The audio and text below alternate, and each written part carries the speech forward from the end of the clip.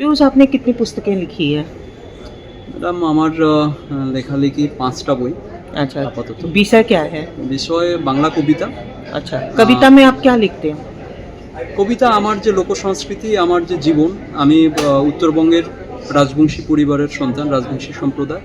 তো সেখানকার যে রাজ ইতিহাস, ঐতিহ্য, সংস্কৃতি, ভাওয়াইয়া, লোকপুরাণ, কুষাণ, দোতারাডাঙ্গা, পালাটিয়া, বিভিন্ন যে লোকসংস্কৃতির প্রবাহ তাকে তুলে আনি আমার লেখায়।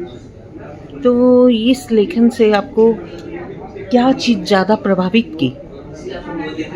লেখা লিখে আমার মনে হয় যে সমস্ত কিছুর পরে আত্মসংশোধন, নিজের নিরাময়। আমি নিজের নিরাময়ের জন্যই লিখি এবং লেখাকে আমি মনে করি হোমিওপ্যাথি যে ওষুধের মতো মনে করি, যে মানুষের মধ্যে খুব তাড়াহুড়ো করে তো একটা লেখা কোনো পরিবর্তন আনতে পারে না। তো আমার কাছে লেখা প্রথমত নিজের নিরাময়, আত্মসংশোধন, নিজের সংশোধন এবং সেই লেখা হোমিওপ্যাথির মতো ছড়িয়ে দেওয়া সবার মাঝে।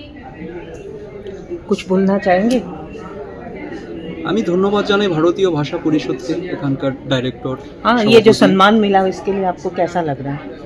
ভালো লাগছে, কিন্তু এই সম্মানের আলো এবং চাকচিক্য যেন আমাকে প্রভাবিত না করে। আমি যেভাবে যে মাটি থেকে উঠে এসেছি সেই মাটি যেন আমার গায়ে লেগে থাকে, আমার যেন সদা গন্ধ, আমার গায়ে যেন সেই পলি মাটি, বরলি মাছের আঁশ, নদীর জল লেগে থাকে।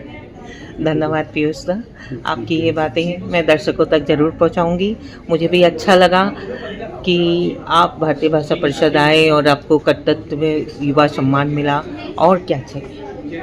থ্যাংক ইউ দিদি।